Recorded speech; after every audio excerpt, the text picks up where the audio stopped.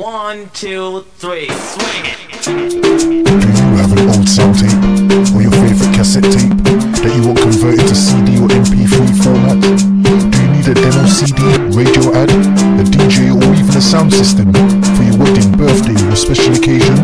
Then why not get in contact with KTR Records on 07931 152 448 or check out our website on www.ktrrecords.com. We have been in business since 2004 and also undertake community projects. So for your remixes, doublets and all your sound editing needs, why not contact KTR Records, official sponsor of World Jam Global Radio. KTR Records, coming your way.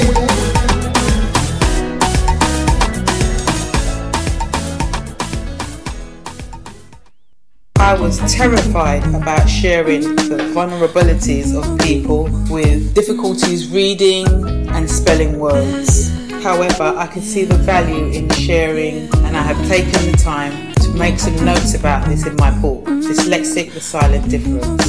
You can get your copy now at www.a1tribe.com or amazon.com or amazon.co.uk. Thank you again, everyone, for your support. Do you like music like this? Great music all the time. Or like this? The music you love. Maybe this. Great music that makes you want to turn up the volume loud. Or life track like this. Especially where human life is concerned. Surely, sooner or later, people will realize that lives actually matter. Then you're in the right place. Keep it locked to World Jam Global, where music is harmony. Music 24 hours a day, 365 days a year. Yeah, you're my World Jam. Hotter than them. See live schedule. You see, it's here. You see. New feature coming from World Jam Global Radio in 2018. World Jam Global Top 10. To vote for your favorite artist, go to twitter.com/World Jam Global or facebook.com/World Jam Global. So pick the right track where you want to have in your car, at your house, a rock. At them. It's for the people who are wondering why we're in the streets and we're outraged. It's basically a rundown of what's happened, and this is recent. And it's if you run, you die. #Walter Scott. If you stay and get arrested, you die. #Freddie Gray. Lay down while handcuffed, you die. #Eric Harris. #Oscar Grant. If you fight back, you die. #Trayvon Martin. If you mind your business, you die. #John Crawford. Put your hands up, you die. #Mike Brown. Proclaim your innocence, you die. #Eric Garner. Getting married, you die. #Sean Bell. Pansagging, you die. #Irvin Edwards. Beg for your life, you die. #Thaddeus McCarroll. #Cedric Barty. Just alive at 12 years old outside playing, you die. #Tamir Rice. Be outside, you die. #Rekia Boyd. Be at home chilling, you die. #Katherine Johnston. Run into your home, you die. #Ramarley Graham. Injured asking for help, you die. #Jonathan Farrell. Be in a stairwell, you die. Akai Gurley. Smoke a cigarette, you die. Sandra Bland. Wow.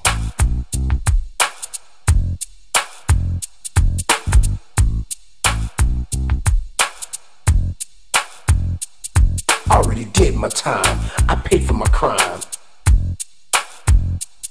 Already did my time, I paid for my crime.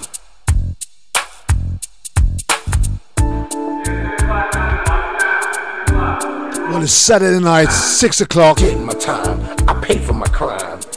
GMT. Did my time, I paid for my crime. I think it's 1 o'clock EST, 12 o'clock CST, 11 o'clock MST, 10 o'clock PST. Back in the day, I didn't really. All the different time zones going around the United States of America and the United Kingdom. I had too many rivals. I was too young. Whatever time it is, wherever you are. I learned my lessons in the streets. There was not a man I couldn't beat. I was good with my hands. I want to thank you for joining me, Kelvin Julian, on another edition of Issues Today, live on World Jam Global Radio. Life is so sweet. Now things have changed. The whole game has been rearranged. I'm a changed man, don't need no gun. We are preparing to introduce our guest this week, Louanne Elizabeth Smith. And all in jail, trying to cope with this living hell. Already did my time, I paid for my crime.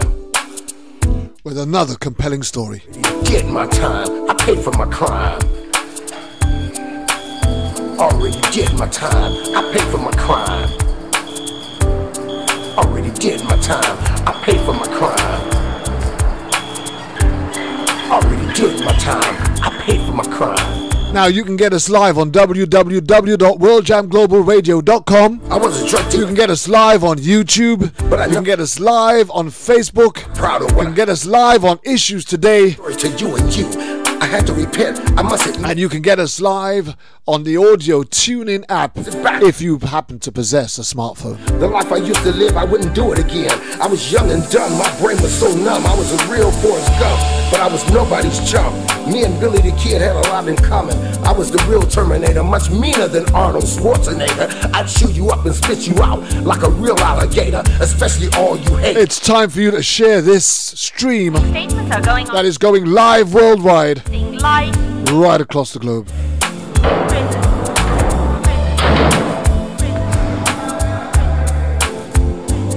Already did my time. I want to say a good evening to my dear cousin, Mr. George Flavors.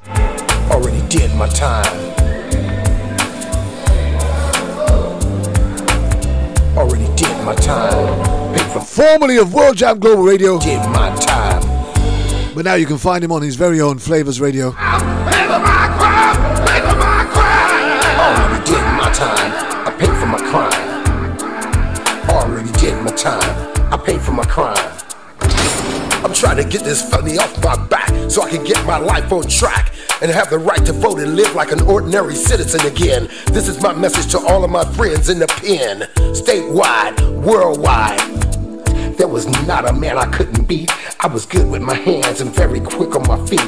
Now this week we speak to Louanne Elizabeth Smith. I was getting money. She joins us to share her grief at losing her son, who happened to be chased to death.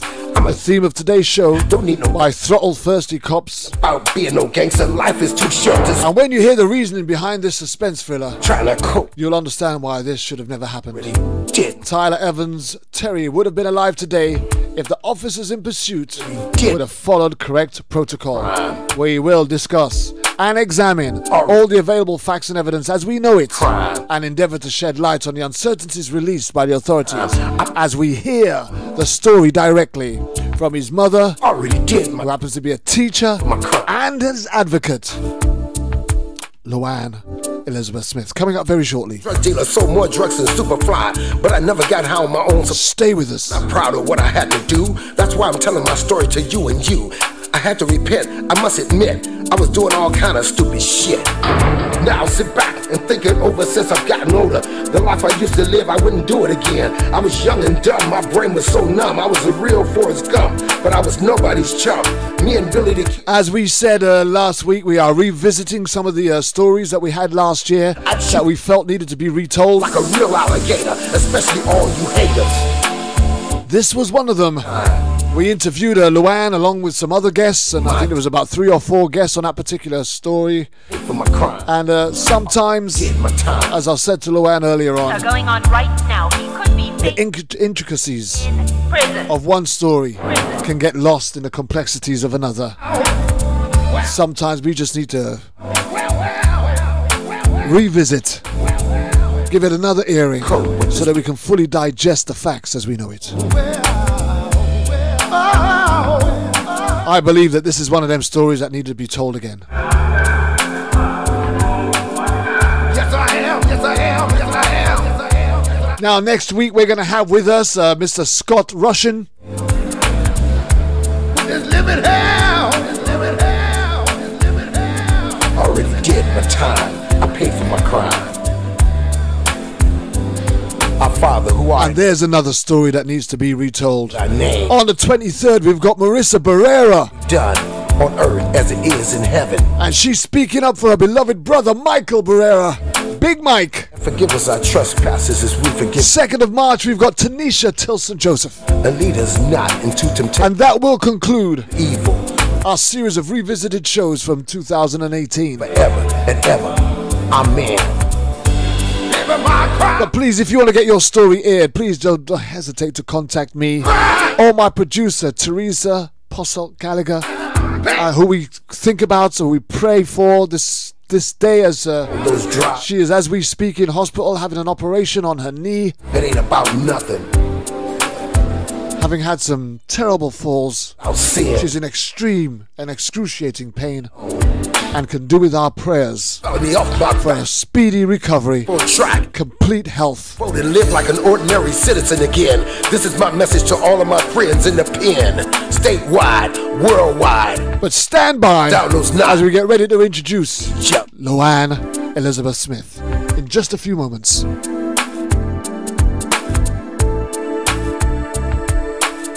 Hey, how you doing, Sandra Dawn?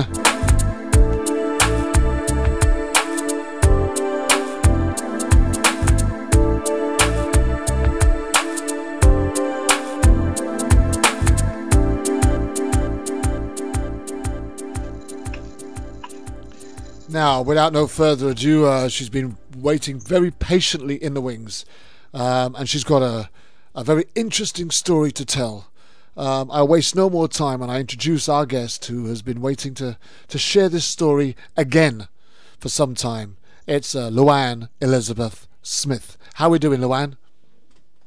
Hi, Colin. How are you? I'm great. I think you might need to just turn down. I'm not sure what you've done with your volume, but you've gone all squeaky on me. Okay, is that better? No. Just turn down your volume just a little bit, I think. Okay, how's that? That's better. Okay. So, okay. Louanne, if I do remember, your dear son, Tyler Evans Terry, was, as we refer to it, chased to death by what I refer to as throttle-thirsty cops. There are so many ways that the children and people's loved ones are being lost to law enforcement. And most of the time on this particular show, we deal with loved ones that have been killed by cops at the hands of trigger-happy officers who are quick to unload their guns into the torsos of our loved ones for no good reason. This story is slightly different, and Tyler was pursued, chased, and then apparently run off the road. And the story that we're about to hear will be rather conflicting than the one that the media would have us believe, or it was put out by law enforcement at the time. But please, first and foremost, before we go any further, would you introduce yourself, who you are, what you're about, what you do, and then we'll get on to why you're here. Okay. I'm Louanne Smith, and I teach 6th, 7th, and 8th graders for a living at a small rural school in South Carolina, New Heights Middle School. I teach the gifted and talented students, and I am in currently my 32nd year of public education. I have 4 children, DeBose, Morgan, Tiffany, who was Tyler's twin, and of course Tyler. I have 8 grandchildren. 2 of those belong to Tyler, Maria and Matthew. And as much as I miss my child growing up, he's missing his children growing up too. I kind of bet. You know, when we hear about you, let's just talk about you for a while, if you don't mind, Louanne. Sure. We have many different types of people who come on this show with all different types of backgrounds, and all of them, in my opinion, appear to be absolutely great mothers. But I take my hat off to you, because you've been a teacher working with kids for 32 years, which tells me in that career you would have gained some experience and some knowledge on how to handle difficult children, right? Yes. And I would imagine that would give you an insight into spotting, being able to pick up on the, flagging up of any sort of inappropriate or improper behavior developing in any individuals that you might be able to try and steer back on a good path before it went too crazy, right? Yes. And it worked both ways. Yeah, school helped me with my own children, and my own children helped me with school. Absolutely.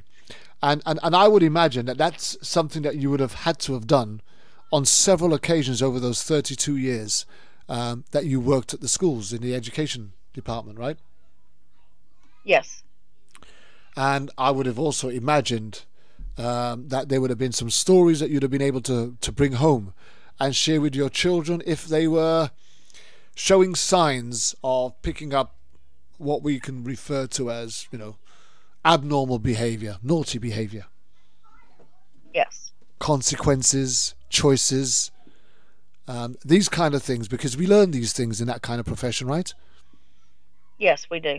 And especially when you've worked with children who are full of potential, full of promise, the world is their oyster, so to speak, and then they start making a couple of wrong choices as they start going through the school grades, and then you eventually see them veering off from the path that laid before them into a path that goes to nowhere.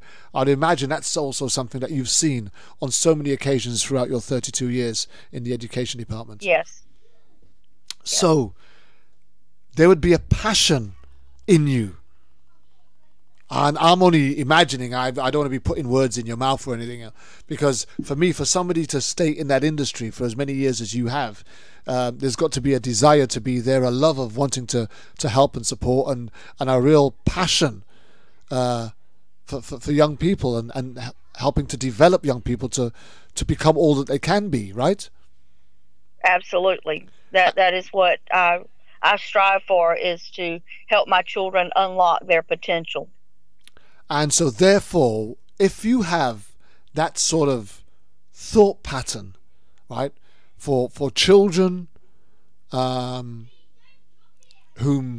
you have just met, children who you haven't chosen to work with, you've been given to work with, how much more would that compassion, that understanding, that love, that passion, that desire be for your own children? Oh, it's tremendous, and absolutely, even more so, absolutely for the grandchildren. Yeah, I mean, I could understand a lot of things that take place, because I was a very difficult child. A very difficult child. Let me underline, a very, very difficult child. And my mother didn't have it easy with me either, as my life story reveals. But when you have the experience that you have, and no one's saying that you're perfect, and no one's saying that you've got everything right. We're not trying to say that. We're not trying to paint you out to be a saint. So for all these listeners that are listening on the other end who are ready to jump in and say, well, what about me? I'm a good mom too. That's not what I was trying to say. What I'm really trying to say is, with the experience that you have as 32 years working in the education department with various different children from all different types of background, you'd have come across a lot of behaviors, personalities, characteristics, and choices that have led to consequences, good or bad, and indifferent. And had to encourage and help people get over them, get through them. So yes, that would have assisted you in having a pattern, a template to be able to manage your own children. To some degree, yes. Okay. Yes. I mean, not absolutely, because every child is different. Absolutely, uniquely different. And we fully understand that. We know that. We don't treat children as a group of numbers. They're all uniquely individual. And we need to find a formulae for each child in order for them to be able to reach their true potential. Otherwise, we're just creating robots. So, bearing that in mind, how old was Tyler at the point of his death? He was 21. Which means that you had already been in education for 11 years prior to him being born. Yes. Okay. So by the time Tyler was born, you had a real handle on this working with kids stuff. It was in your blood. Yes. And actually, it's a family business because my parents and my grandmother were educators too. Wow.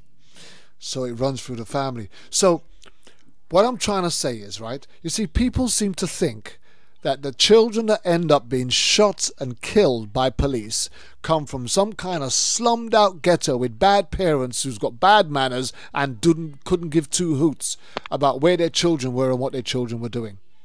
And we have forever tried to preach to those who can't hear, who are hard of hearing, that these things happen to everyday families who live everyday lives, going about their everyday business.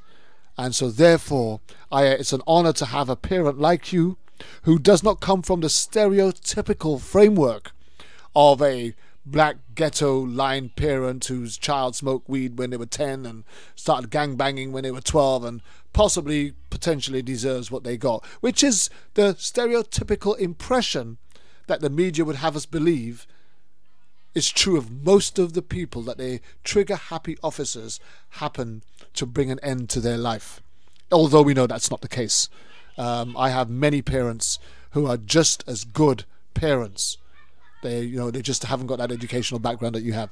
I'm just trying to draw some comparisons here, so bear with me as I'm trying to do that, especially for. And what I've seen in my classes actually is some of the kids who are actually more well off, whose parents can buy them out of trouble and who can pay for the high-priced attorneys so that there are no consequences, and who have access to pockets full of money at an early age, are some of those who choose a bad path earlier in life than those kids whose families are struggling. Absolutely. Because they don't have the means to get into the trouble. See, what I tend to find is, with most of these families that I have on this show, these are good, God-fearing families who bring their children up in a godly manner, and most of their children have been striving well to do academically good, and most of them have not yet made a bad choice or bad decision. Some questionable ones maybe, but majority of them, and I'll even go as far as to say possibly up to 98% of the people that I interview on this show are talking about children that are yet to have an encounter with law enforcement in a negative way. So we're not talking about gangbangers, rapists, murderers, robbers, drug dealers, etc. We're talking about everyday people living everyday lives, trying to just do the best they can, right? Now, with Tyler, I want you to tell us about Tyler as a child growing up. First and foremost, what he was like when you brought him into this world, because you was the mother that carried him for 9 minutes and saw and heard him breathe his first breath, held him in your arms, and probably wished or prayed over his life that God would do with him as he will, etc. And then watched him as he began to blossom as a child. Tell us about that, please. Well, actually, Tyler is a twin, and he was born a month early. There were complications at birth. Tyler's first breath was actually amniotic fluid. He was oxygen deprived for a short period of time, and that caused him some processing problems later on, particularly with reading and writing. He was very good at mathematics. He could fix anything, but he struggled in school. Yes, it was a teacher's child, and he struggled, but he had an avid curiosity for anything scientific or historical, and like I said, he could fix anything. He had a kind and generous heart. At one point, we lived in a small town in South Carolina, and our neighbor across the street had a child who was wheelchair bound and required 24-hour constant supervision and care. And at 3 and 4 years old, Tyler would go over and just push Christopher around in his wheelchair so that his mom had a chance to just go to the bathroom or fix herself a cup of coffee. Um, and, she would bring Tyler a popsicle for him, just taking the time out of his childhood to spend time with her child, who was so vastly different from Tyler, who was able-bodied, because no one else came to see Christopher, but Tyler would go and spend time with Christopher. When we moved to the town that we live in now, my neighbor had a daughter who was also wheelchair-bound, and rode a bus that was equipped for handicapped students. And Tyler always made sure that April was buckled in, that her wheelchair was fastened in, that it wouldn't roll around while the bus was en route, that none of the other kids picked on April because she couldn't defend herself against other children on the bus. And he looked out for her. He took care of her. And he went to Mexico with the church mission team and built homes for people who didn't have homes when he was 14. He worked at the church, was a groundskeeper, assistant groundskeeper for a short period of time as a teenager. So he had a very good heart. He did struggle some in school. Going back to him being able to fix anything, he was in kindergarten, 5-year-old kindergarten. The teacher's desk had a wobbly leg, and he crawled underneath that desk and told the teacher, "All I need is a cross screwdriver," meaning a Phillips head screwdriver. And he crawled under that desk, tightened up the screw, and came out, and the desk was fixed. At 5 years old, he knew what to do. And of course, Tyler liked money too, and he insisted that the teacher write him a check right then and there. He knew he had done a job and he was supposed to get paid for it. But that was Tyler. Tell us a bit more about his probably his early teens to late teens. What type of a youth was he growing up into? What was his education like? What was his, tell us a bit about that, please. All right. Tyler was in a special class because he had the processing problem, and this was to help him get additional help with reading and writing. His math was good, science was good, social studies was good. Anything that you told to Tyler, he could remember. He just couldn't output it on paper. He couldn't give him a worksheet and him complete the worksheet to show his knowledge. He had to show you what he had learned in other ways. This caused him to have a lot of frustration and so forth. And so he was put into this class with awesome, wonderful teachers who helped him and grew him as a student and gave him ways that he could cope and conquer these difficulties that he had academically. He scored high enough on the district or the state assessments that he was able to go to a summer program with math, science, technology, engineering. They had a robotics program and whatnot. He was able to qualify to go to that. Still not able to read and write on grade level, but still able to hang and function with other students his age. When he was going into the 6th grade, his teacher made the decision to bump him on into the 7th grade because he was familiar with other peers that were moving on to the 7th grade. In hindsight, that was a mistake. He was not ready for the structure of that different school, that different teacher.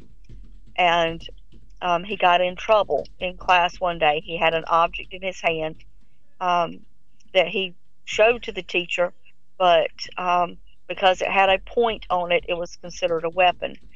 And so he was taken out of public school and sent over as a day student to a special school, a town over from where we live. And things did not go well there. And Tyler ended up dropping out of school. it was heartbreaking, but he was just not able to. That one little bit of trouble clouded the whole rest of his academic career. And his goal was to get his GED, and which is the graduate equivalence degree, and to be able to continue his education at a technical college where he could pursue something in his line of interest, which would be anything at all mechanical. But that opportunity was taken from him on April the 2nd, 2014. He had a lot of interests, and one of them seemed to be fishing. Yes. Tell us about the stuff that he'd love to do. He was an outdoor guy. Anything that he could get his hands on. A fishing rod, a shotgun to go hunting. He loved anything outdoors. He played baseball as a child for a little while. Ended up breaking his leg jumping outside on the next door neighbor's trampoline, and that kind of ended his baseball career because baseball season started. His leg wasn't quite healed. He fell behind his peers and whatnot. But just to run through the woods. We live in South Carolina, a very rural area of South Carolina. Lots of woods, streams, trees, and he knew the woods around our house like the back of his hand.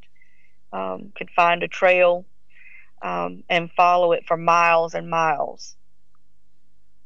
Wow. You know, these type of interests don't come about from drug taking, gang banging, trouble making, delinquent kids who've got nothing better to do, right? He seemed to have a whole range of interests and hobbies that were exciting to a degree, right? Yes. Yeah. And they kept him busy. They did. They kept him busy. Going back with his academics and school and trying to fit in socially with the disability that he had, it was very difficult. He could hang with adults, particularly the elderly, and carry on conversations like he was a little old man. From the earliest of ages. Or he could hang with very young children. Even as an older teen, he loved young children or people with disabilities and handicaps.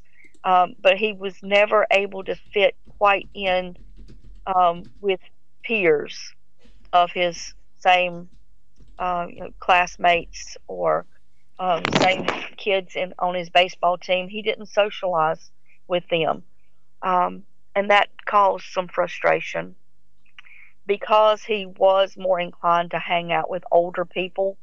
He did experiment with substances as an early teen, and listen, some of the greatest leaders of our world experimented with substances at some point as they're growing older. That's not a shock horror, oh my gosh, he must have been a bad kid stereotype.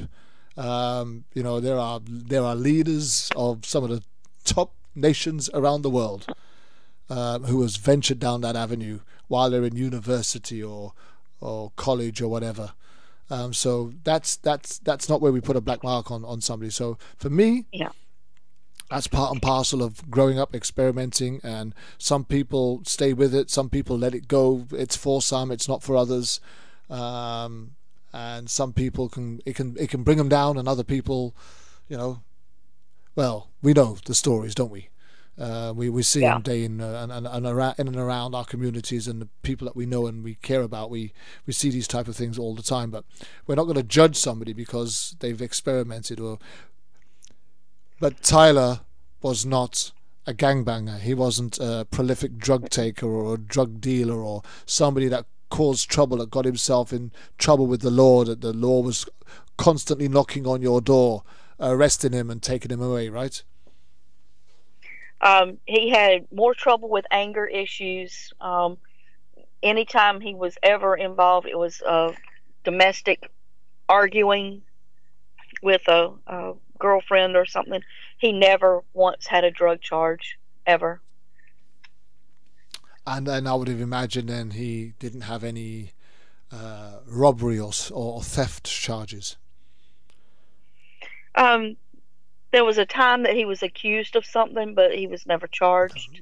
My question to you, Louanne, you don't always have to defend yourself when you don't have to. He never had a charge, right, for stealing or robbing or... So if he didn't, he didn't. There's no, well, he was accused. Well, many of us have been accused of many things throughout our lifetime. Without no proof, without no evidence, it stands as nothing. He had no history, no criminal history with law enforcement, local or national, right? Just with his anger. Yeah, no, we've got that. Yeah, we've got that. Just disorderly stuff. Yeah, we've got that. I understand that. So, what was he like with his? I mean, you said that he got angry with his girlfriends. Talk to us about that. What was that all about? Do you think?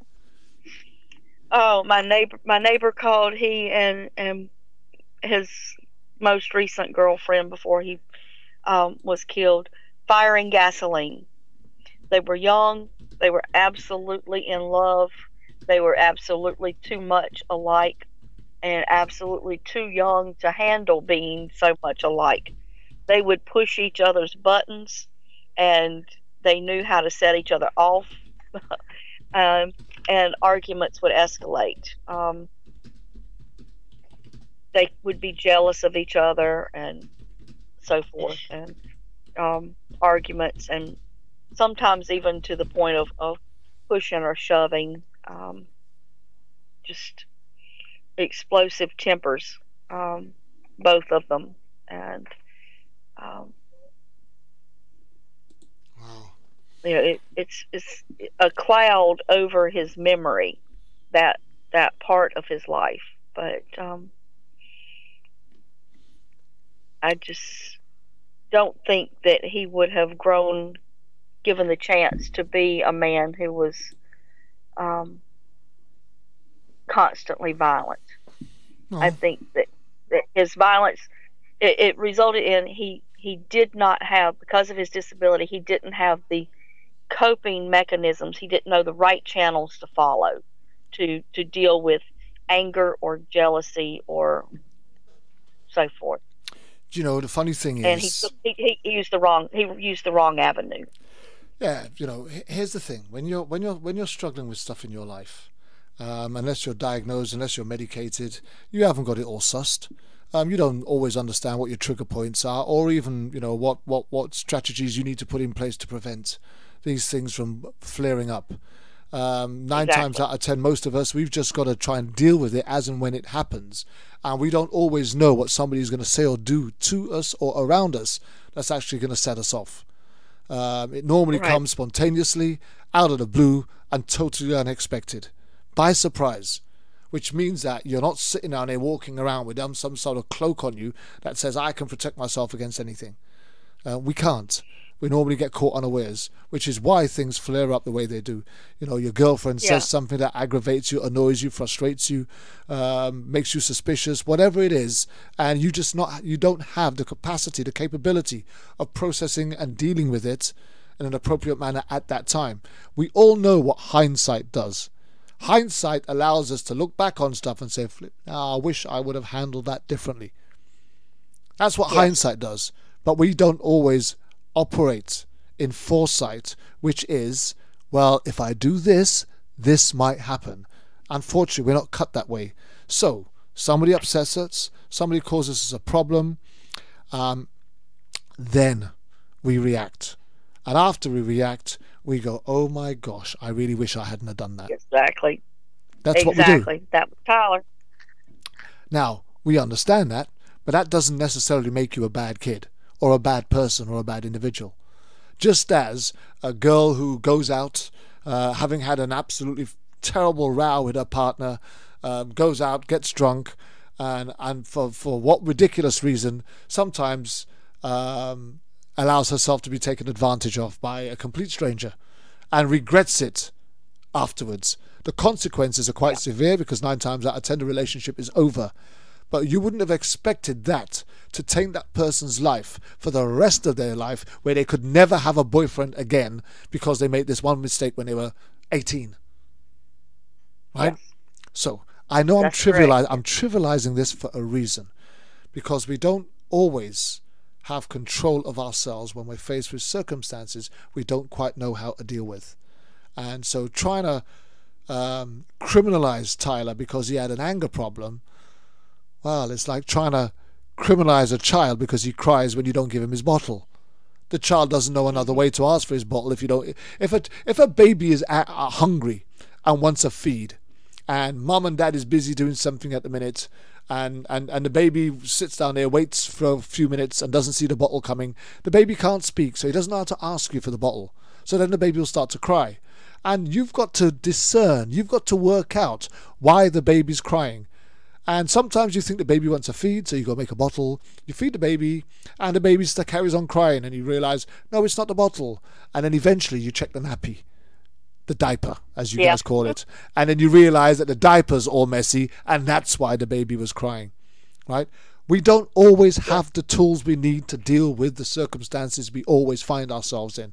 And we use whatever methods we can to attract attention or alert people to what we're going through. And we learn that as children. You know, we learn that as children. When from the moment you're trying to persuade your parents to get you an ice cream when the ice cream van's outside, you know, and they're busy having a conversation with their brother or their sister on the phone, but you know that the ice cream van's only going to sit there for 2 or 3 minutes, then he's going to drive off, and there's going to be no more ice cream.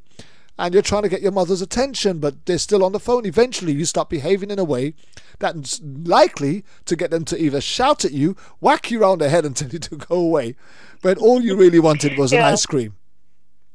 Right? Down south, we have an expression that the squeaky wheel gets the grease. There you have it. So if you need to get the grease, you just have to squeak until you get it. Yeah. So here's the thing. Tyler had an anger problem, which it's not alien to the majority of the world.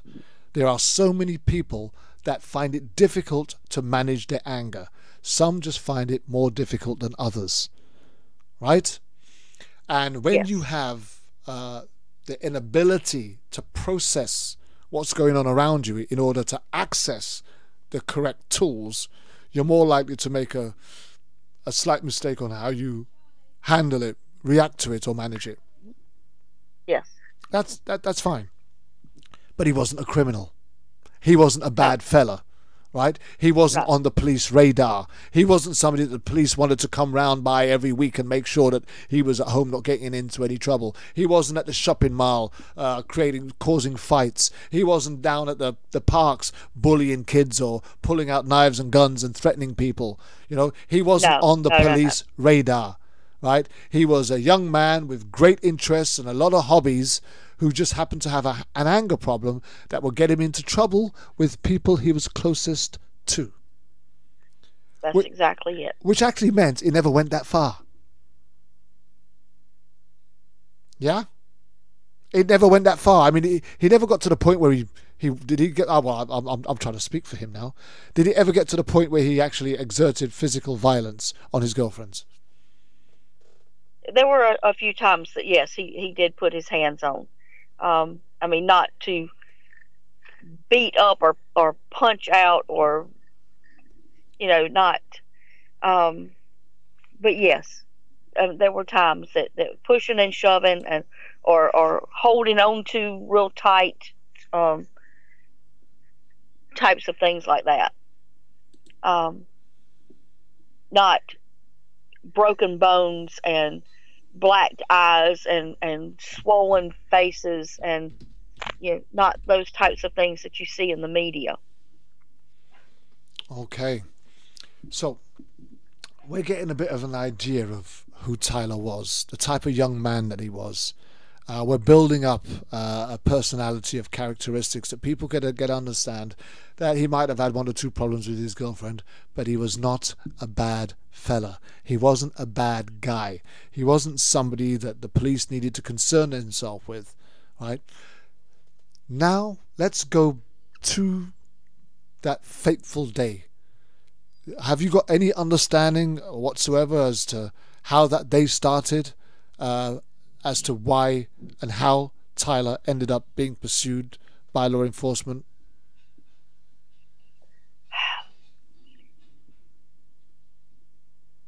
I went to work, was late getting home, had a voicemail on my phone from Tyler, and it said, "Hey, Bo, it's 6:18. Where are you at? I'm getting worried about you. Call me. Love you. Bye." And sometime after 6:18, probably about 7 o'clock in the evening, I got home from work, was tired, headachy, grabbed something to eat and went to lay down. Fell asleep before 8 o'clock that evening. And Tyler, at some point after I fell asleep, grabbed my keys and left. About 10:30, 11 o'clock, one of his friends came and said that Tyler was supposed to meet him. Was Tyler there? And I said, "I don't know if Tyler's here or not." We checked his bedroom. Tyler was not there. My car was gone. I said, "Tyler's gone in the car." And so we tried calling Tyler. Didn't get an answer. It went straight to voicemail. Like I said, we're in a very rural area, so if he was out of range of cell phone tower, then it would go straight to the voicemail. And left him a few messages for him to get back, that Tommy was at the house waiting for him, and so forth. Tommy hung around and waited maybe half an hour or so, no word from Tyler. He left. I went back to bed, and the next thing I know, 5:30 that morning, lights pull in. I think, well, Tyler's finally home. Don't even really check the time. I just think that it's Tyler. Then there's another car, and then there's another car, and I'm like, what in the heck is this kid doing pulling up in my yard with, multiple cars?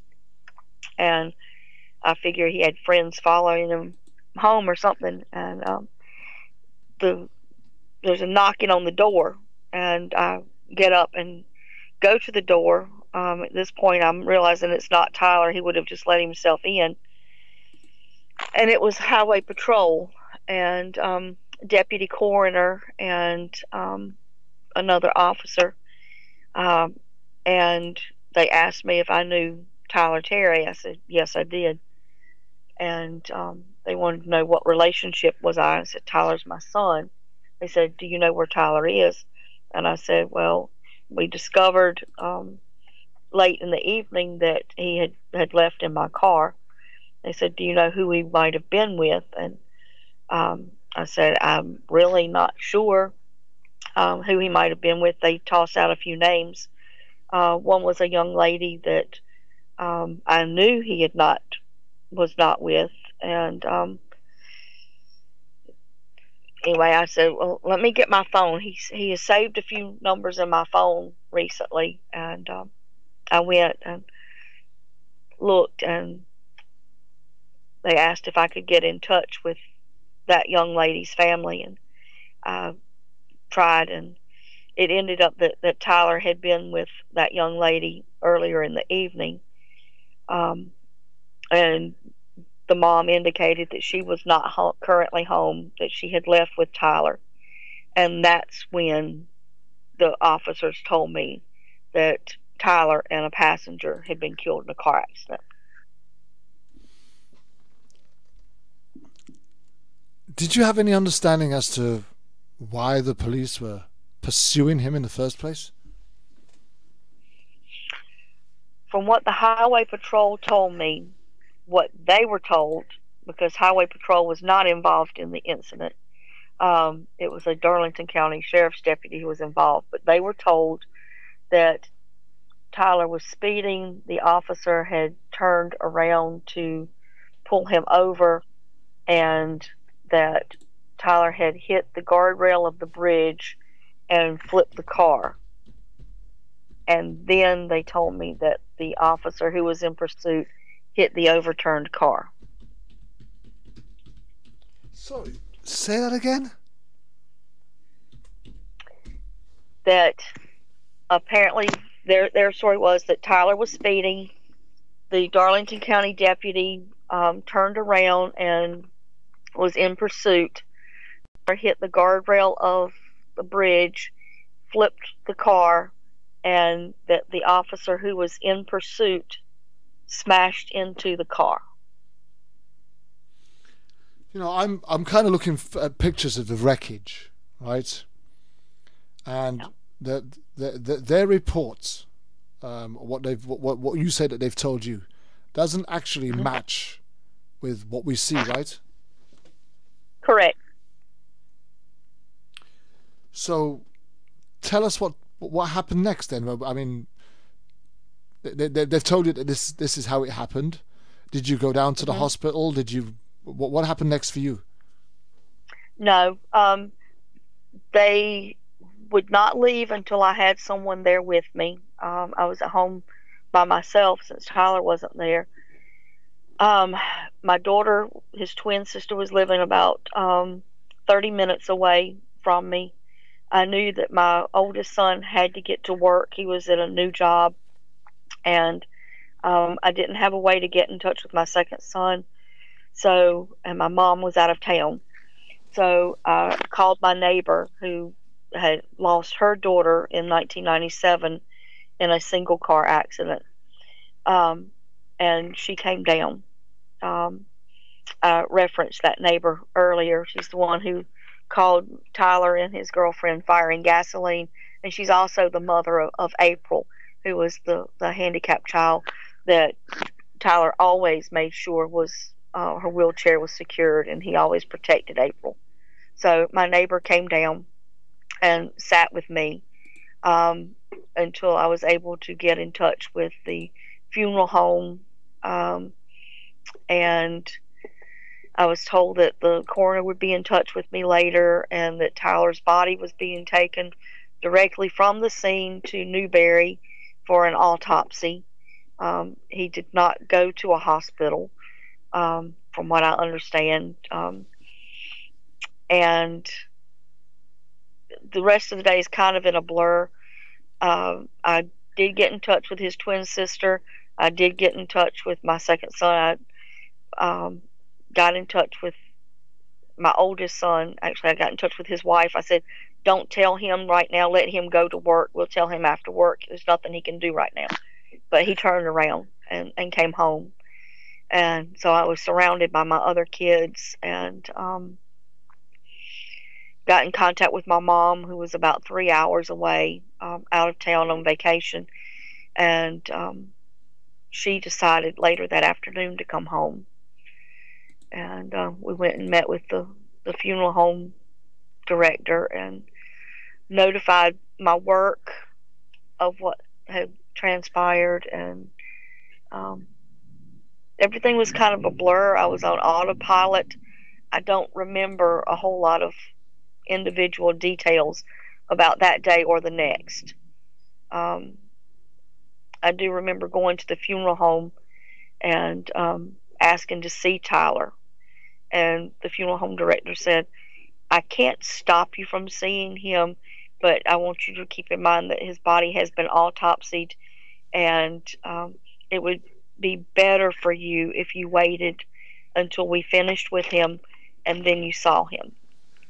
I wish that I had pushed that issue so that I could have seen what his body looked like before he was dressed and fixed back up. But, I'll never know. Here's the thing, okay? Sheriff Bird says Deputy Stevens clocked Terry doing 77 miles per hour in a 45 mile per hour 45. speed zone. Pardon? Yep. Okay. Yeah, he said that. Okay. Was Tyler driving a stolen vehicle? Tyler was driving my Ford Taurus. He did not have permission to drive it, but there had been other occasions when Tyler took my car. He had not stolen it from anyone other than his mom. He took the car without permission, like a lot of teenagers out there do. Did he have a license to drive? Tyler had a beginner's permit. He did not have a full-fledged driver's license. So, under the circumstances, if Tyler would have stopped, right, what would have been the worst possible outcome? The car would have gone to impound, and he would have either gotten a ticket for driving without a valid license or possibly gone to jail overnight.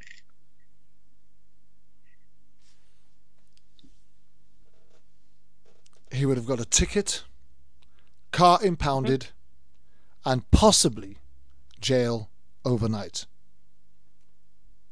Yep. Okay.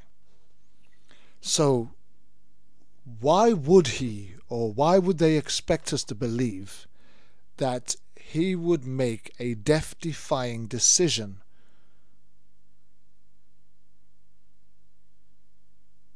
to try and outspeed the officers?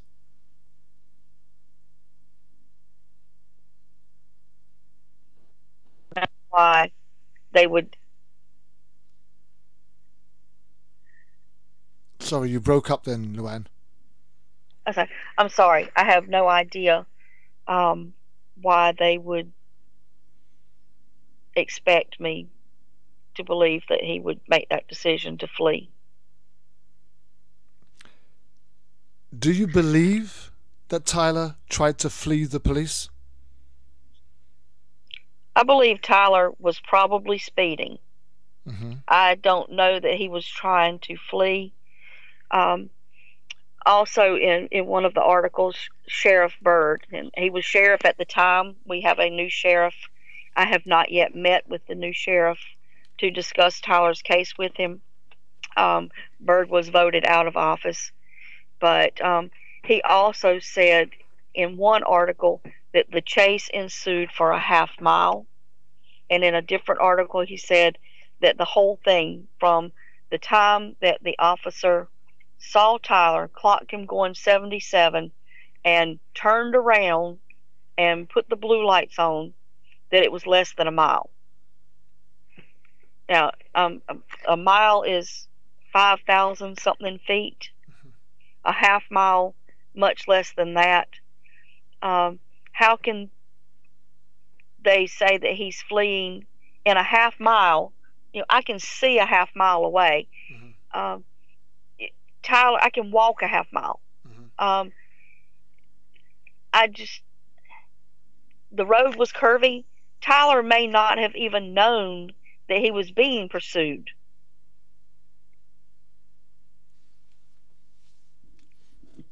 I suppose. So, was Tyler's car the only vehicle damaged? The vehicle that Tyler was driving? The deputy's car had a little bit of front end damage, but because the deputies around here drive with like great things, metal bars on the front of their cars, it was not significantly damaged. So, you know where I'm going, don't you? Yes. So, is it possible that the reason why Tyler veered off the road and ended up in such a tragic accident is the possibility he was rammed by that police car?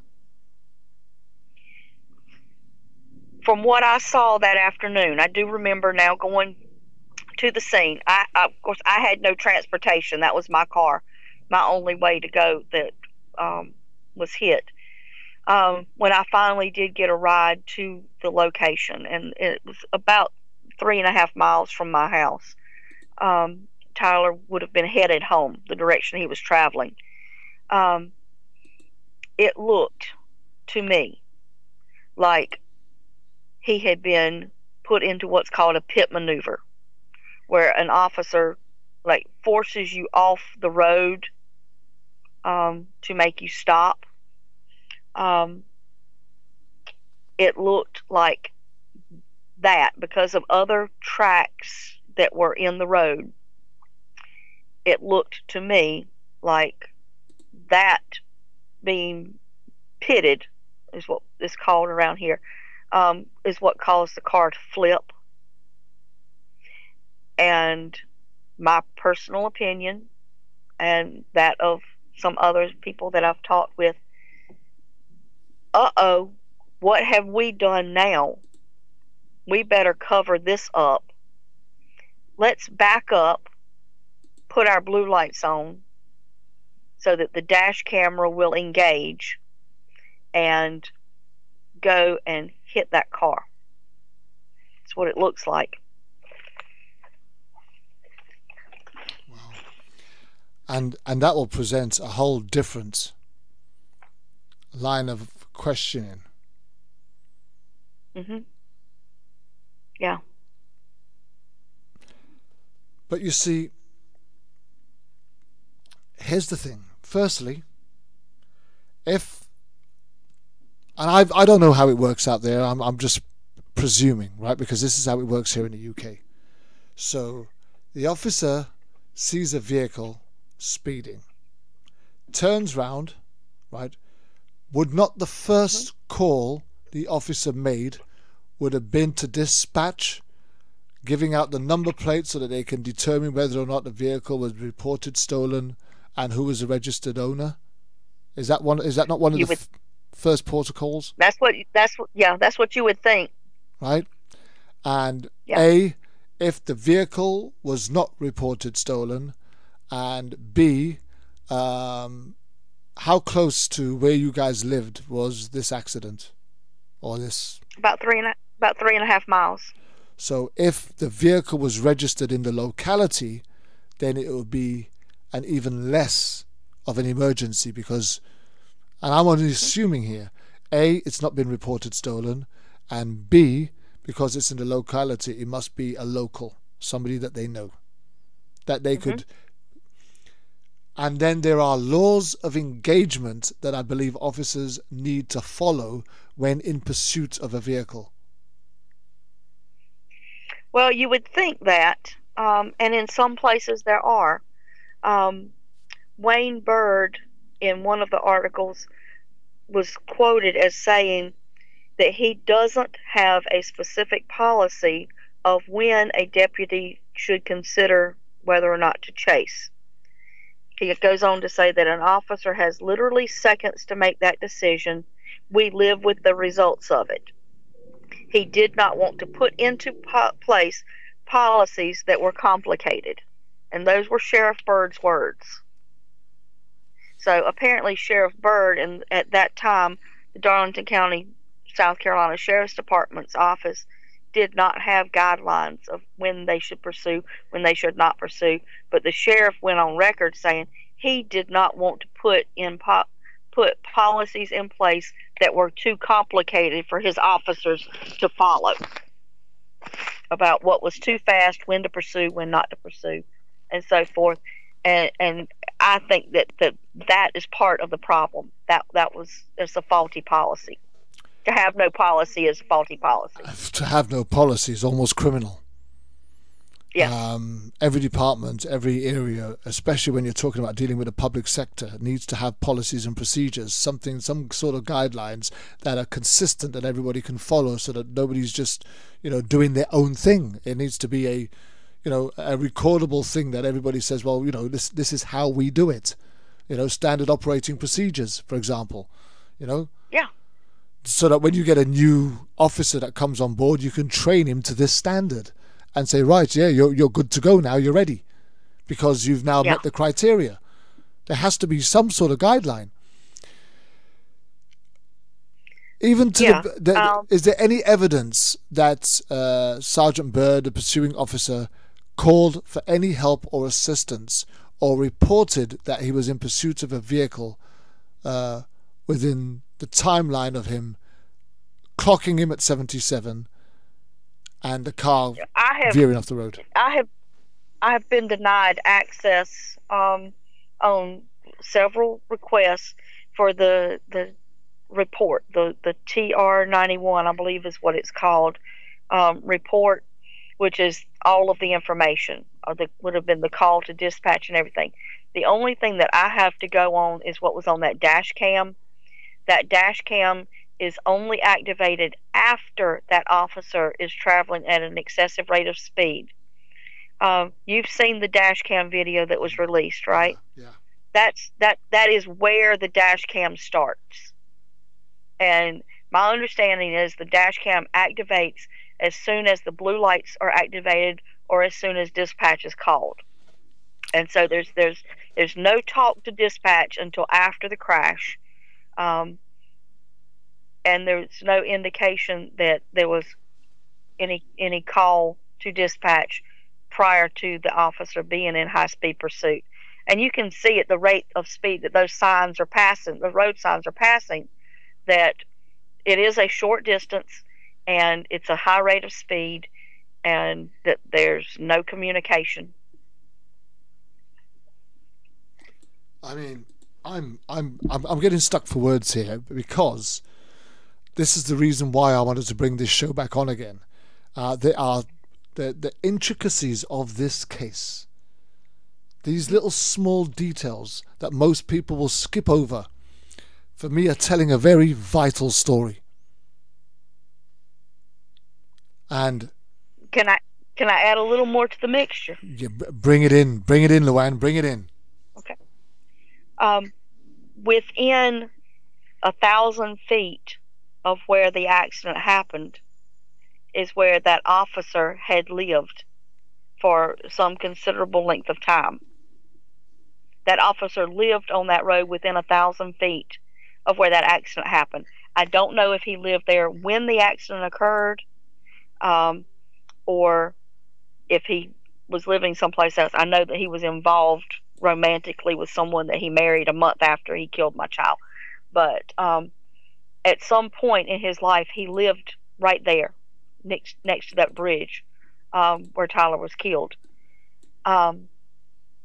If you look at the dash cam video, you can see multiple times he goes over the center line, he goes over the center line, he goes over the center line and smashes into Tyler's car.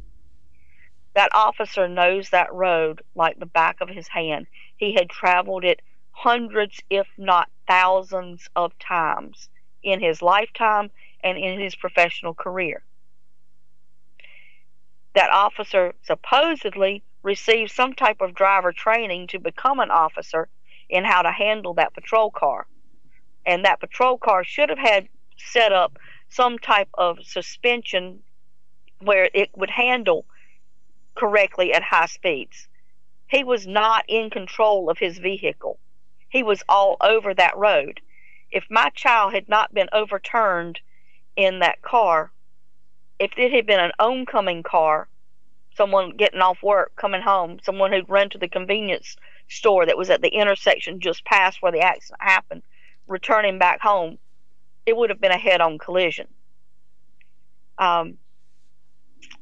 Also, several of the newspapers report that the car was overturned in the middle of the road. The dash cam disputes that. The car was overturned clearly in the oncoming lane. The officer had ample room to pass that overturned car if he had been in control of his vehicle. He could have clearly stayed in the right-hand lane, passed the overturned vehicle, slowed down. When he said in one of his articles that Bird said that the officer did not have time to stop, that officer didn't need to stop. That officer could have passed by it.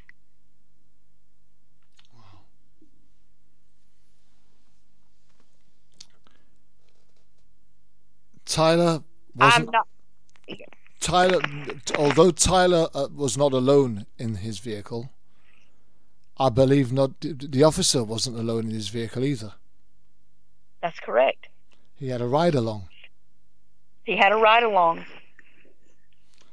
Has there ever been a conversation or a statement given by the ride-along? The only thing that I've heard from the ride-along was what's on the audio of the dash cam. It is the ride-along's voice that is communicating with dispatch on the car radio. It is not the officer. And the ride-along was who or what? Was the ride-along another officer? Was the ride-along a young... What was the ride-along? The ride-along was a man my age. I'm 53 or older. He's got a child who is approximately the same age as my kids. She's about 30 years old or so. He is a volunteer. But yet he was covered under the police department's workman's comp, etc., just like an employee, according to Wayne Bird in one of the articles. He said the ride-along is a volunteer. He was on workman's comp, etc., just like an employee. Now, if things had taken place as you said they did, surely it would have been in your interest to utilize the ride-along to verify your story. Oh, yeah. A full statement from the ride-along that this is how it happened. Now, I know many people would have turned around and said, well, that's just a fix and it's a conspiracy, etc. But my question is, why haven't they? Why isn't there a statement from the ride-along? It's not in the news media. It may be in that TR-91 report, which I don't have access to. But I have in my possession the entire dash cam video. It records a little over an hour out of the front camera and the rear camera. And you can't see much after the crash from the front camera, but you can hear the audio in its entirety for over an hour. The ride-along and the officer repeat what happened over and over and over and over as if to get their story straight. And it is on that audio. That's very interesting, isn't it?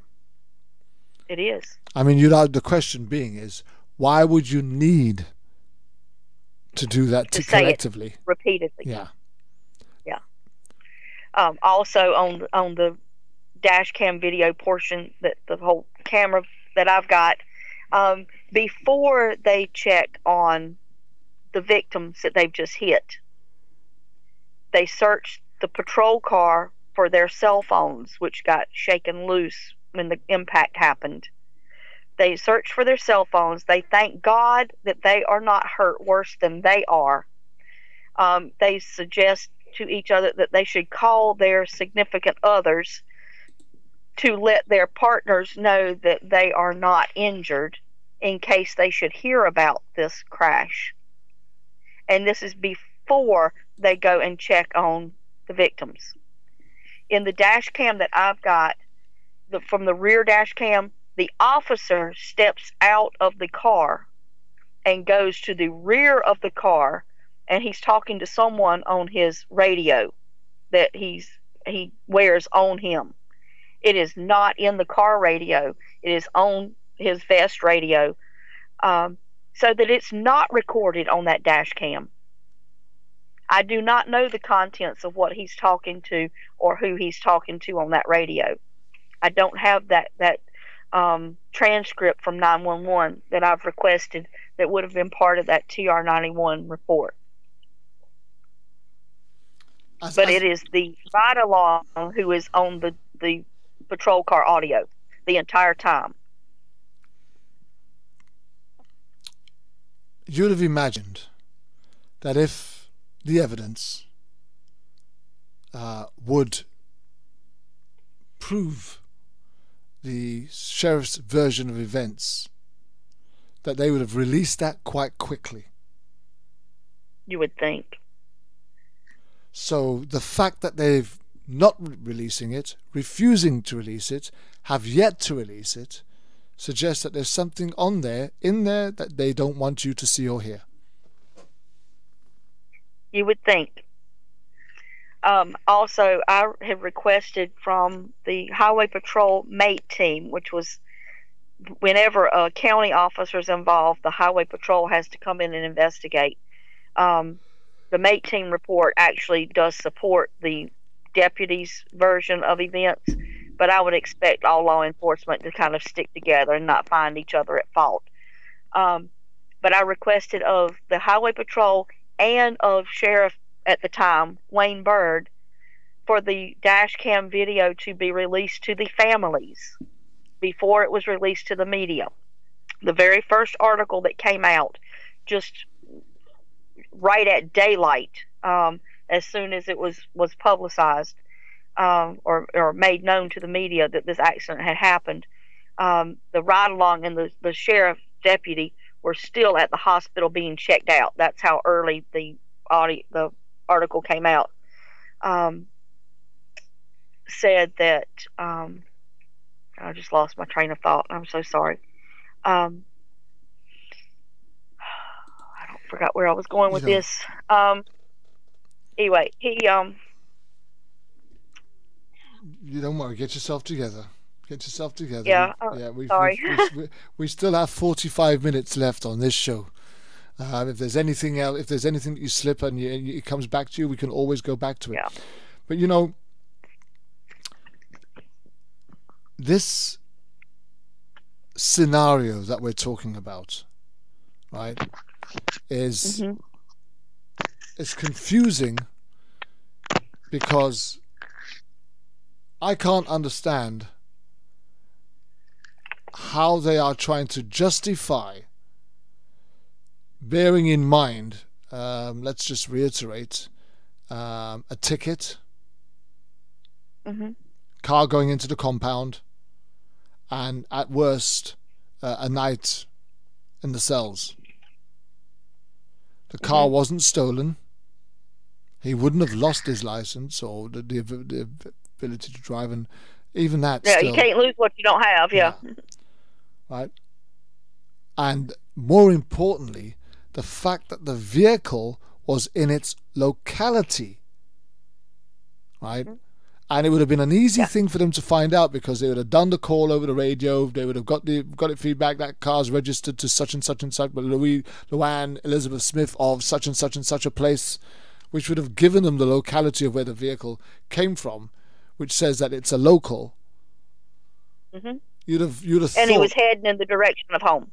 He wasn't fleeing the direction of where the car was registered. He was headed to that direction.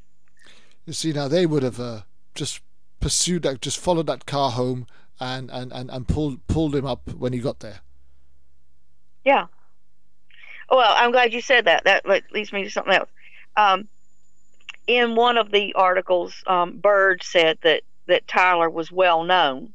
I can only assume that that's because of the few domestic little incidents that there were. But he says that Tyler was pulled a week before the accident.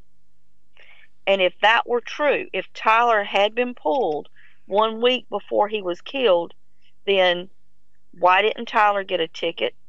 Why wasn't I notified that he was in my vehicle a week before the accident, or whoever's vehicle he might have been in and pulled over a week before the accident? Why wasn't he arrested then? If you had done your job, and if he was driving with no license or speeding or whatever offense that he might have gotten pulled over for, because Byrd does not say that in the article. If my kid was in jail locked up, then he wouldn't be dead now. Yeah. So if he was breaking the law like you said that he was, then why wasn't something done about it? Why was he able to be driving my car that night is what I don't understand. Tyler was a young man whom Sheriff Byrd is now trying to say was well known to law enforcement. I would argue that he wasn't well known in a way that would have him flag up as a problem individual.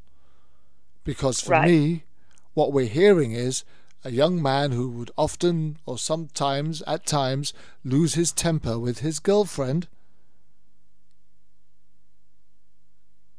and they'd have an argument and fall out. Now, I'm not justifying any time that Tyler may have raised his hand. I don't do it. I don't condone that at all. No. But that's domestic, not criminal. Until he's officially charged with assault and battery, it's domestic. And it's quite obvious that in all the incidences that these officers had been called upon, it was yet to get to a level of criminality. It was always treated as domestic.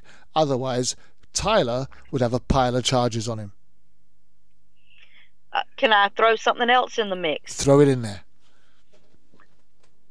Deputy Richie Stevens was the one who hit Tyler. Actually, if Deputy Stevens was actually the one driving the car and not the ride-along, which I'm not quite certain because of the way the rear dash cam shows the officer coming behind the car. But one of the times that the law was called during one of those domestic disputes, Richie Stevens was the officer who responded to that call. Tyler ran, and Richie Stevens called out the dogs, and Tyler eluded the dogs. And that caused Officer Richie Stevens to be very embarrassed because the dogs could not catch Tyler. Tyler knew the woods like the back of his hand. Tyler was he late? Was he under the patrol car watching it? Yeah. Was he later arrested for that offense? I honestly don't remember. I don't think he served any time for it. Because I think the girlfriend dropped the charge. Okay, here's the thing. I've had law enforcement, the police over here in the UK, I've had them in embarrassing situations and circumstances on numerous occasions throughout the life that I led before I was born again and turned my life around 13, 14 years ago. But I understand how frustrated officers get when you get the better of them, when you get the upper hand on them. And that embarrassment causes them to overreact the next time they are caused to engage with you for any reason. Mm-hmm.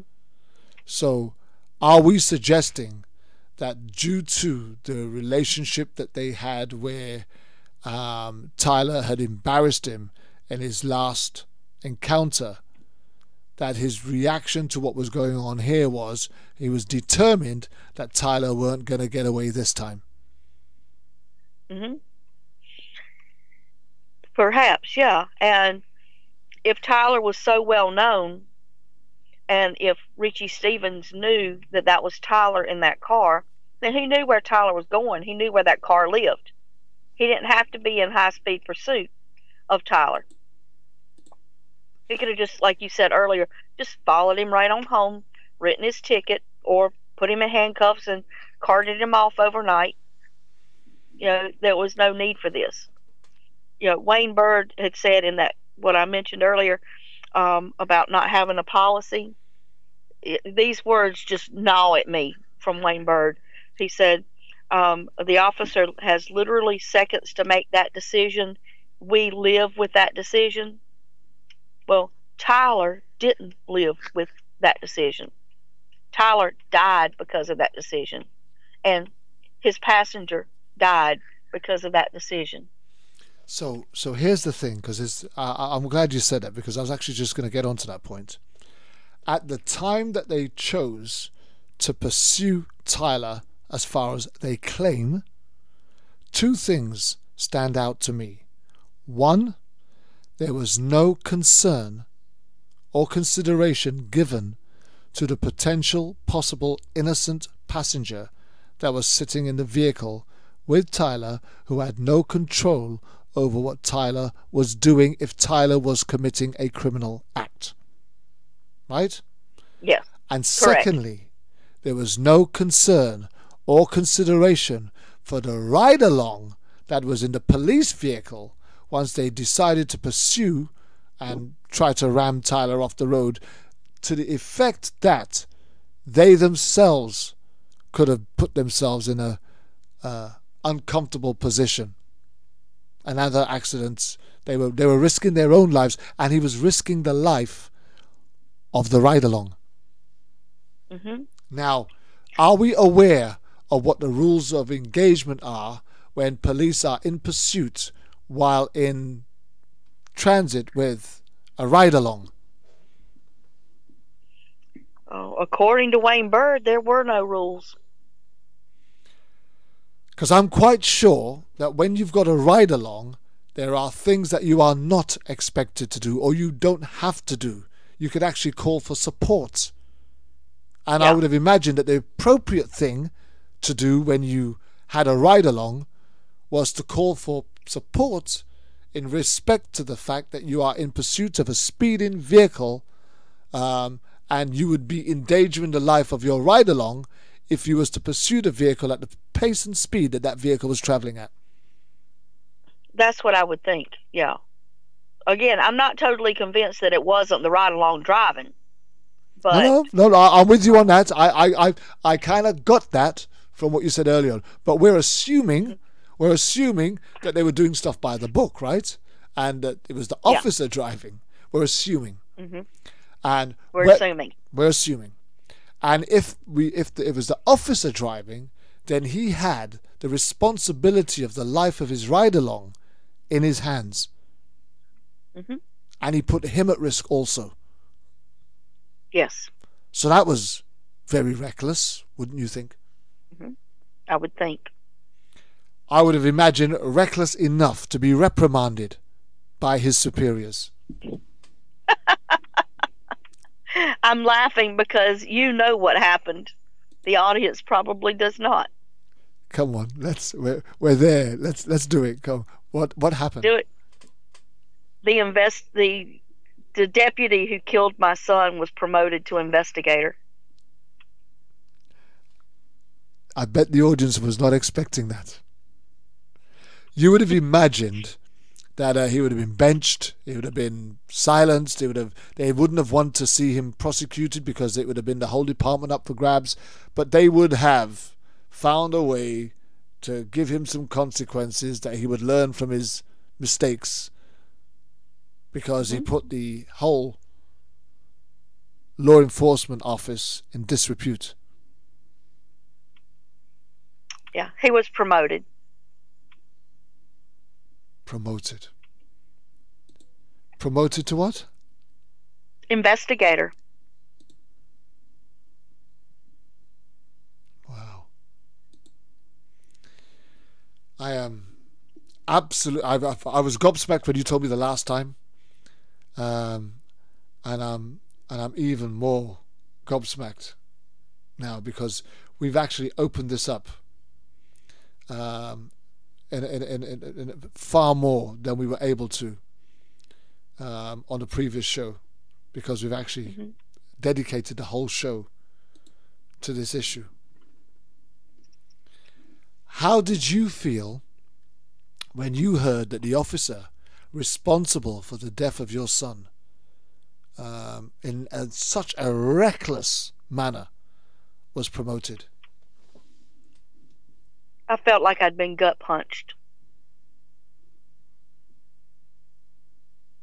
Wow. Do you know, as a teacher who has worked in the education department for 32 years, if you was to have conducted yourself even half as recklessly while in charge of, well, his was a ride along. You might have a student or a trainee teacher or placement in your charge. What would the likely consequence be for you? Immediate dismissal, termination and having my teaching certificate rescinded by the state. Gross misconduct. Mm-hmm. Absolutely, and you'd understand that, right? Yeah. So, what I can't work out is why, when you look at all of this, not you, I mean people in general, right? Yeah. When they see this, the information that's been put out there, why are they not prepared to look between the lines and see? Because when I look at the photographs, and I've been online looking at different photographs, I see a doting father who's constant. Almost every picture is with him and his little. Is that his son in that picture? Right. He had a son and a daughter. At that point, he had contact with his son. He and the mother of his son were not together. They were pursuing other relationships at the time. But Tyler, he was a good father in the way that he loved his son. He was not a constant presence in his life. And yes, we anytime that his son was around or Tyler was around his son, we snapped those pictures. He was still young, but you can tell he was pursuing. Yeah, but you can tell. He loved him. You can see it in the photographs. You can tell that he loved his son. And when you're estranged, and you got parents that are living apart, and the children live with the mother, etc., you just cherish the moments that you get. But he made sure when he had those moments that the child, his son, had a great time and knew that he was loved. And I don't want it to come across. The child's mother tried diligently to bring them together, but as I was saying, Tyler was involved in another relationship, and his priorities were not as child focused as they could have been or should have been. He wasn't 100% invested. He was pursuing his other interests as well. I guess is the way I need to say it. So please, the baby's mom was 100%. I just want to keep them I want to involved. I want to honor you at this minute, Louanne, and I want to honor you because you've not tried to paint Tyler out to be some angelic goody two shoes who never put a foot wrong. I want to honor you out of respect for the sheer honesty and genuine openness that you have shared on this show, which shows you into a totally different light than those who stand accused of killing your son. Because that's what we're talking about here. Those who stand accused of killing your son. Because I believe that the reckless behavior who was ever driving the vehicle that was in pursuit, their actions directly led to Tyler's death, which is tantamount to murder, if not manslaughter or death by reckless driving or some other charge that gives the accountability. 2 counts of vehicular manslaughter, if nothing else, because of the 2 deaths they caused. Tyler, for all what we can see, was a fun-loving, happy-go-lucky, adventurous type of young man who really enjoyed doing outdoor activities and pursuits. He was a good, kind-hearted young man who was loved dearly by his family and interacted in amongst his community and friends, etc., and did not deserve such a tragic end to a young life. And at the very least we could expect is for the sheriff's office to be honest when they make a mistake and just say, hey, we made a mistake. You know, if the sheriff's office were to have come clean and said, car went past us driving too fast, after the last encounter we had with him where he was able to get away very quickly, we were concerned that we might lose him and we wouldn't be able to press charges on him, and so we went after him, and unfortunately it went wrong. Isn't that something that, although it still wouldn't have brought Tyler back, you would have reacted in a different way? Right. Or after this happened, we'll say, well, we've reviewed our policy and we've decided that this won't happen again because we are putting a policy in place other than a no policy. Because I don't want this to happen to any other person out there. And I for sure don't want another mother to have to bury a child because some officer decided that the penalty for speeding was death. I want to applaud you again because you've had the perfect opportunity to be selfish in your grief and desire for justice or even possibly revenge. But your first concern is that they act responsible, accountable for their mistake, but more importantly, put some sort of procedure in place that prevents anyone else from having to go through what you've just been through. And had that been the case, that would have satisfied your thirst for justice. I'd be happy with an apology. Wow. The sheriff's office needs to be absolutely ashamed of itself. Here's the thing. And again, Go on. The sheriff's department under the leadership of Wayne Byrd.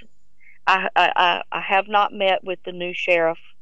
I don't want to completely condemn him. I don't know what his policies. I know he has made a lot of changes. I have not met with him about Tyler's case. I do plan to do that, but and we do have a new sheriff. So yes, under Wayne Byrd's administration. Yeah, exactly. How has the family reacted to the loss of Tyler? How has that affected them? Anxiety, depression. His two brothers feel guilt because they just feel like maybe that there was something that they could have done, something that they could have said to Tyler, things that they wish that they had had time to say to Tyler. I've had numerous health issues, substantial weight gain because of the depression and the chemical changes that depression causes in the body. Tyler's twin sister overdosed December of 2017 and still is anxious in social situations and depressed because of the loss of her twin brother, her baby brother. She always called it my baby brother. He's 1 minute younger, but he was always her baby brother. And there's that twin bond that people don't understand unless you're a twin. And even I, as the mother of twins, can't completely understand that twin bond. But she lost a part of herself, and it was so unexpected, and all of these circumstances and details that we've talked about today just keep rolling around and rolling around and rolling around, and there's no end to it.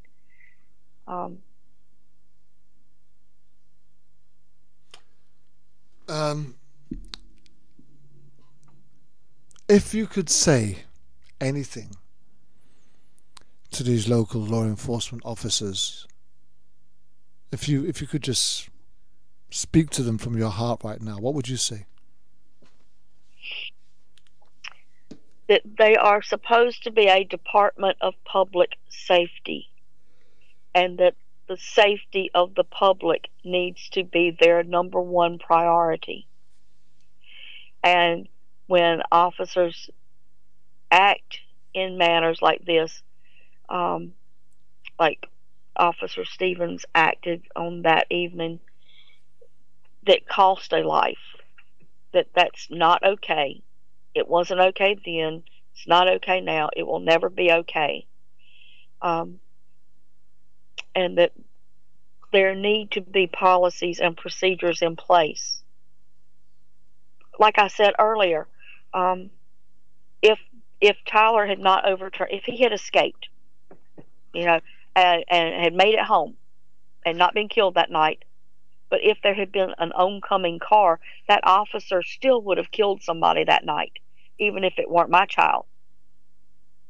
Because that oncoming car would have been in a head-on collision because he was across the line.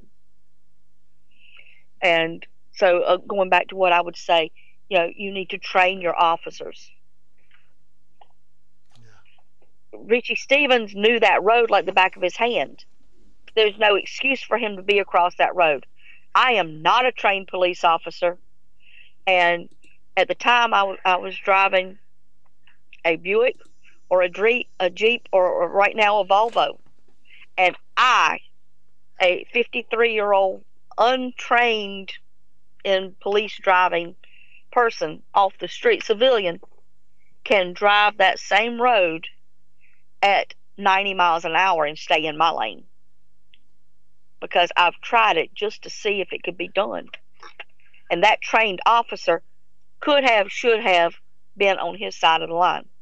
And my child and his passenger would be alive today. We really have spoken about yourself, your family, and Tyler, and we've spent very little time talking about the passenger that was with Tyler. How has this affected his family? And how, have you had a relationship? Do you have a relationship with them? Have you spoken with them? Do you have, I do not. I do not know the family. I know a cousin of the family. My daughter, right after it happened, reached out to the family. There have been some hard feelings because I posted on one of the anniversaries of Tyler's death. I posted pictures of the car. And I did not, on Facebook, I did not tag anybody from that family. But somehow or other, they ran across the pictures, and the mother got very angry and upset with me. She had her friends messaging me and threatening me and whatnot. I don't have contact with them. I do know that that mother is suing the sheriff's department, but that I have not been allowed to sue the sheriff's department because Darlington County Probate refused to name me as Tyler's personal representative for his estate. He was 21. He died with no will. Yes, with children, he should have died. He should have had a will, but he did not have a will. And when I applied to be named personal representative so that we could bring a lawsuit against the sheriff's department in the state of South Carolina, I was denied the opportunity. And my lawyer kept sending it back, and it was never been approved. And then I was told that the statute of limitations had run out, and that the attorney I had, who was willing to sue on a contingency basis, said that the statute of limitations for what they were going after had expired, but yet the victim's mother is still able to sue because I was brought in kind of blindsided, given like a 24-hour notice to report.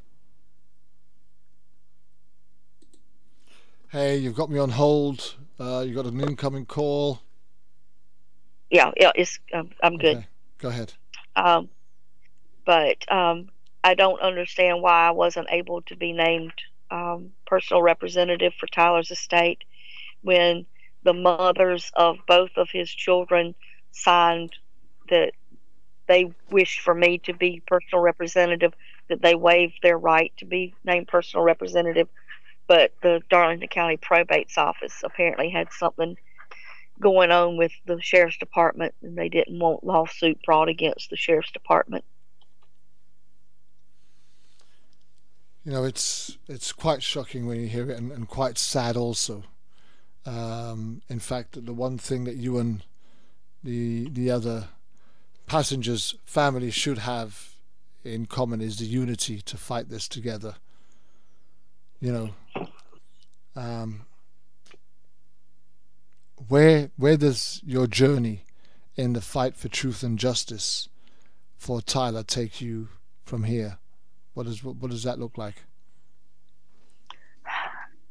I'm having to kind of advocate outside the box, since I'm not allowed to bring a lawsuit and to do things here locally and whatnot.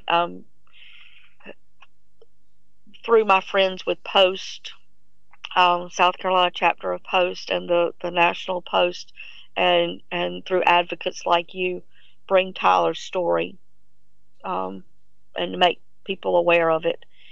And I'm just trying to reach out to other groups that advocate for people like Tyler and people like me to be our support and to hopefully bring about some lasting change at some point. It's the only thing I know to do. Sandra Dawn asked if you can sue civil. Is it possible that you could sue through the civil courts? I don't believe that I can, because he was, go after the officer, because he was acting in an official capacity. I think that my attorney back then told me that he could be named as part of a lawsuit against the county or against the state, but not individually. That I could sue the office, not the officer. Just a couple of more comments from some of our guests. Yolanda McNair says that they'll never admit the reckless endangerment was coming from the cop. Is that something that you also see and agree with? Yeah, they will never admit to it. No. And they will never apologize, because an apology would be construed as guilt. Yeah. Anne-Marie Grant says that people need to see the reality of what the police did. Do you find that the way that the media has portrayed the story totally redirects it from the truth? Yes. And yeah, the media never reached out to me to get a quote from me, not once. I was never contacted by any media. No member of my family has ever been contacted. Everything has come either from the sheriff's department, their spokesperson, or perhaps one comment from the coroner's office. So whoever gave the initial information, whether it was the coroner's office or the sheriff's department, gave Tyler's age as 23. He was 21. Do you know, here's the thing, and this is just an observation from me, and maybe Yolanda or yourself or any of our other guests that are listening, Sandra Dawn or Anne-Marie or Donna Trezesi, or you guys might be able to just throw something in the comments very quickly when I say this. I've often seen when there's been a real bad case and the parent or the loved one or the associate is either a drug-crazed ghetto type person, they're very quick to get these people on camera, because it almost gives that impression that that's the background that the victim comes from, and almost justifies. But when they come across intelligent, intellectual, communicating somebody's like yourself, people that can speak up for themselves, the media never seem to be interested. When you, the Yolanda McNairs and the Donna Trezesis of this world, are the people that have the vocabulary, the confidence and the assertiveness to speak truth. You guys don't Elizabeth Stevenson too. She's a college professor, lost her child. Yes, we interviewed her with you on the last show as well. Now, the point I'm trying to make is, when you've got some cracked up mama who lives in the ghetto or in the projects, they're quite quick to have these people put on camera so they can scream relentlessly at the cameras and show just how uncouth they are. But when they've got, assertive, intellectual individuals with the vocabulary to speak and seek truth, they don't seem to be interested at all, and I just wonder why that might be.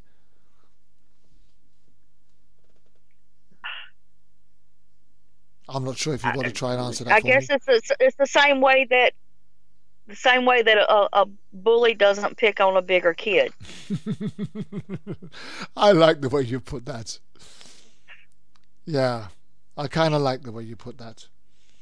If we're just coming to the end of the show now, Louanne, if anybody wanted to get involved and support you, is there any websites or is there any stuff that they can get involved with? Is there anything that's going on, protest demonstrations, anything that people can support you with? Check out the national or if your state happens to have a chapter of Post, please protect our stolen treasures or protect our stolen treasures. That would be the first step that I can suggest. That's how I got in contact with you. And these folks are doing all they can to move the world to make it a better place for everyone. I take my hat off to Yolanda McNair. She's a very dear friend. I call her a friend. I might not have ever met her, but she's like family to me. And we use her quite a lot to invite people onto this show where they get an opportunity to tell their story. If you wanted to Dr. Candace Brewer is the South Carolina chapter leader. Candace Brewer should have been my producer last year, but unfortunately, and I'm sure she doesn't mind me saying this, just as she accepted the post to come in as my producer, her mother took really ill and eventually passed. And Candace was going through a very difficult time at the time, and then she had to step down before she even got on the boat, so to speak.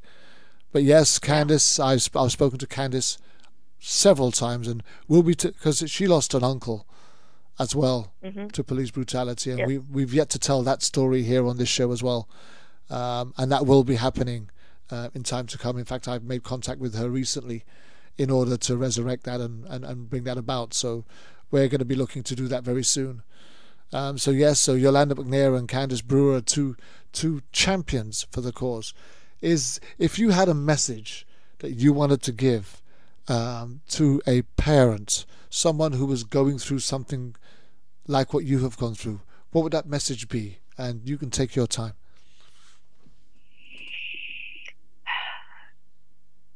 Find a faith, not necessarily the faith that I have, but find a faith that will give you the internal support so that you can face each day. Find a small network of friends who will support you, who will not get tired of you talking about your child and what happened to them. Because I feel so many of my friends and coworkers, oh, there she goes talking about her Tyler again, or, well, he shouldn't have been speeding in the first place, kind of attitude. Those are negative influences. Stay away from those types of people. If somebody makes that comment, then just don't mention your child around them again, because they don't have it in them to help you continue to honor your child's life. But find a group like Post, or I'm also a member of Mothers Who Have Lost Children groups on Facebook. But find a network of folks who understand what you're going through, Advocate outside of the box. If the local legal channels aren't working, then take it someplace else, like I'm doing today, and did back in November. Don't stop advocating for your child. Don't feel guilty because you could have or should have or would have done something. It's not your fault. It is the fault of the person who made the decision to drive the car, pull the trigger, throw the blow, whatever. It's not your fault. So moms don't have guilt about that. I'm sure as soon as the show's over, I'll think of 10 things I wish that I'd said, Kerwin. Well, you know, at this time, all I can do is I can just really thank you for trusting us enough to share this story live here on World Jam Global Radio's Issues Today. You've been an honourable guest, humble indeed, and you really have taken Tyler's story out there and unpacked it in such a way that it's impossible not to see it for what it is. The illegal and unlawful killing of a young and innocent life. We stand with you, we pray with you and for you, for the family. And before I go, I just need to remind everybody to please hold our producer Teresa TJ Gallagher in their prayers. She's currently undergoing an operation on her knee which went septic. She had a new knee implanted on New Year. While we were celebrating New Year, she was in hospital. She's had 2 or 3 falls since she's left hospital. Been on some very strong medication which has made her strange at times. She doesn't mind me saying so. But she's currently in hospital having another operation on that knee which went septic just over the last few days. And we really wish her a speedy recovery so she can come right back to us and to her family also, in good health and strength. So please, Kerwin, let me thank you before we go off air for the opportunity to share Tyler's story. Tyler's sister is just messaging me. I haven't cried until now, but she says, tell them that his sister misses him. But thank you for giving us a platform to share our children's stories. I thank you from the bottom of my heart for everything that you do for all of us out here, Kerwin. Louanne, it's the courage and the bravery of people like you that makes this such a passionate and loving thing for me to do. For the glory of God. For the glory of God we do this. And for the memory of the loved ones. Okay? Are you okay? Thank you so much. Are you okay? Yeah, I'm okay. I'm okay. Yeah. Louanne, God be with you. And we pray you too, Kerwin. that justice finds its way to your doorstep. If God wills it, it will be. Thank you. Amen. Thank you very much. We're gonna say our goodbyes. We're out of here. 1, 2, 3, swing it. Do you have an old sound tape or your favorite cassette tape that you want converted to CD or MP3 format? Do you need a demo CD, radio ad, a DJ or even a sound system for your wedding, birthday or special occasion? Then why not get in contact with KTR Records at 07931 152 448 or check out our website on www.ktrrecords.com. We have been in business since 2004 and also undertake community projects. So for your remixes, dubplates and all your sound editing needs, why not contact KTR Records, official sponsor of World Jam Global Radio. KTR Records, coming your way!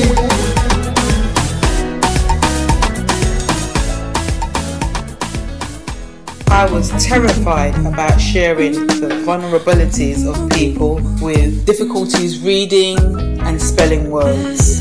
However, I could see the value in sharing, and I have taken the time to make some notes about this in my book, Dyslexic: The Silent Difference.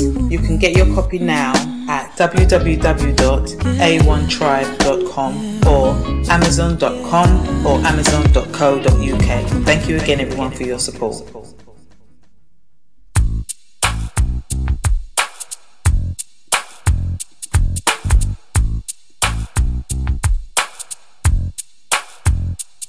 I already did my time. I paid for my crime.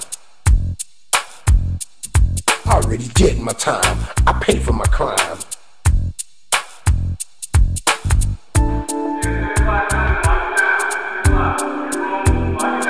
I already did my time. I paid for my crime.